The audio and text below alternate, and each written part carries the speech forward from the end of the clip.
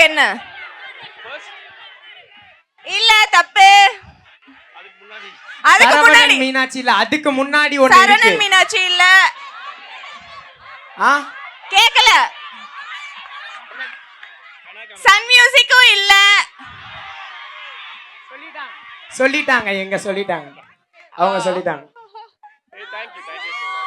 Okay, thank you so much. Kana Kaanum Kaalangal தான் என்னோட first, ஐ மீன் சினிமாவில் என்னோட ஃபர்ஸ்ட் ஸ்டெப் வந்து கனாகானும் காலங்கள்.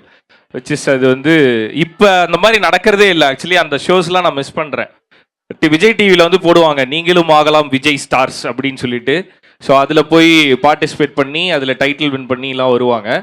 ஸோ அப்போல்லாம் வந்து அந்த ஆடிஷன் கால் போட்டாங்க அப்படின்னா எந்த காலேஜில் எந்த ஸ்கூலில் நடக்குதோ கிட்டத்தட்ட 10,000 பேர் 8,000 பேர் நிற்பாங்க.